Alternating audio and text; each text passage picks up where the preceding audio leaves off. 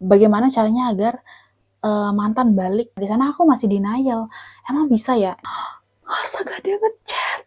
Di sana aku baru mulai percaya dan Hai, aku sering dikenal sebagai classic queen di TikTok. Aku banyak banget sharing tentang bagaimana sih caranya agar bisa menjadi perempuan yang lebih tenang, bisa lebih sayang sama diri sendiri dan tidak memberikan kehidupan kamu sepenuhnya sama laki-laki. Dan di video kali ini aku bakal bahas tentang bagaimana sih the power of no contact dan the power of love letter. By the way, sebelum ke pembahasannya, aku lagi sering banget baca buku The Power of Love Letter by Sisi. Nah, memang dari awal aku udah praktek tentang love letter, tapi di buku ini itu diperjelas banget dan thanks to Kak Sisi udah nyiptain buku yang selengkap ini tentang love letter. Mungkin di video kali ini kita bakal lebih ke sharing-sharing tentang bagaimana sih awal mula aku percaya sama love letter. Nah, ceritanya itu mungkin beberapa tahun yang lalu, kurang lebih ada mungkin 2 tahun yang lalu, aku ada problem sama ex dan harus break dulu. Nah, pastinya perasaan perempuan kalau misalkan break itu kan kayak galau, sedih, pengen ngechat nih, tangan nih gatal banget pengen ngechat nih kan. Dan perasaan yang gak enak itu pastinya ada.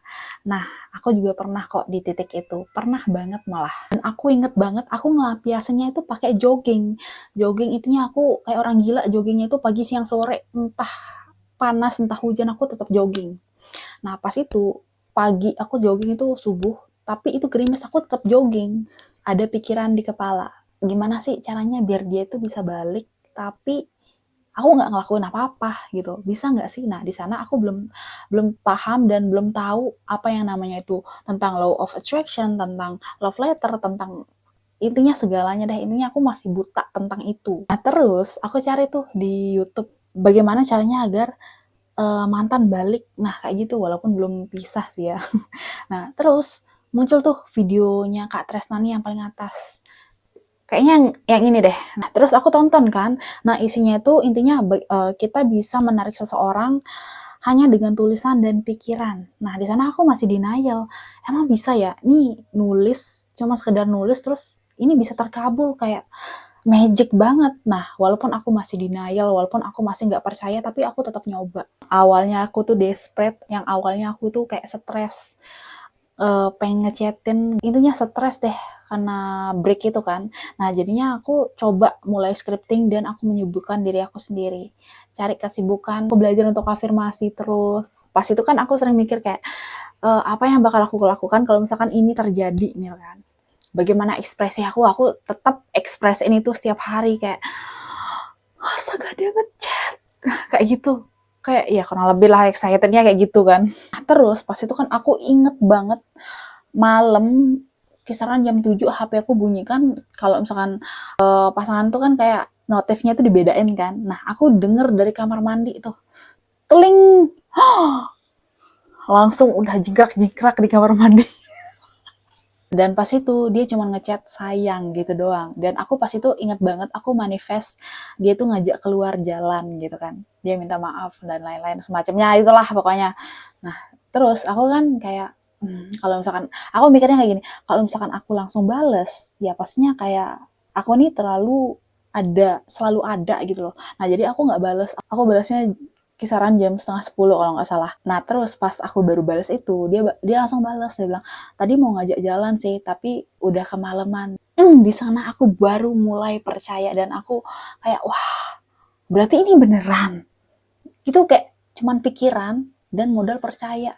Dan udah, kita lupakan. Setelah itu aku sering tuh scroll YouTube-nya Kak Tresnani. Di sana aku belajar tentang feminin dan maskulin dan terus intinya segala hal tentang law of attraction yang dia bahas di YouTube-nya. Nah, di sana aku baru paham. Aku jadi perempuan itu aku terlalu tantrum, aku terlalu nuntut, aku terlalu ngejar, aku terlalu menjadi dominan dan aku kayak annoying banget deh pokoknya pas itu aku baru sadar ketika aku nonton videonya Kak Tresnani. Nah, singkat cerita, aku kan ya karena hubungannya udah rusak dan udah susah untuk diperbaiki karena akunya yang udah gila pas itu. Jadinya aku harus mengikhlaskan hubungannya dan kita putus di sana.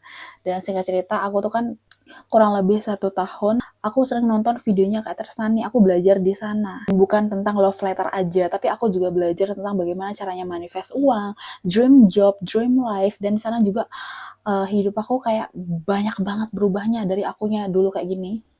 dari akunya dulu yang seperti ini. Tapi sekarang beda banget, hidup aku udah jauh berubah karena law of attraction. Banyak banget berubahnya. Juga nggak pernah nyangka sebelumnya aku bisa dapat uang cuma dari kamar aja. Dan sekarang juga aku baru sadar, ternyata kalau misalkan kita melepaskan ke langit segalanya, kita surrender, kita pasrah. Tapi maksudnya pasrahnya itu nggak yang nggak ngapa-ngapain, cuma tidur scroll TikTok aja, enggak. Tapi kita juga kayak berusaha tapi nggak yang terlalu ngarep gitu loh. Di sana semesta baru akan bekerja. Di sana apa yang kita manifestasikan, kita minta, kita tulis di buku ini nih, itu baru bakal terkabul. Dan balik lagi ke topik awal tentang the power of no contact dan the power of love letter. Ketika kamu praktek love letter nih, kamu udah tulis apa yang kamu mau, buat siapa, kamu tulis dengan detail. Setelah itu kamu lanjutkan apa kegiatan kamu di rumah, mungkin kamu ada kerjaan, kamu ada kegiatan di luar, kamu kerja, dan udah, kamu pasrahkan ke langit, kamu serahkan ke Tuhan. Dan ketika kamu udah lupa, ini baru akan terjadi, apa yang kamu tulis itu baru akan terjadi. Aku berani share tentang ini karena aku juga udah ngalamin, berkali-kali manifest dan berkali-kali aku juga udah berhasil. Dan jadi intinya apa? Jangan obses.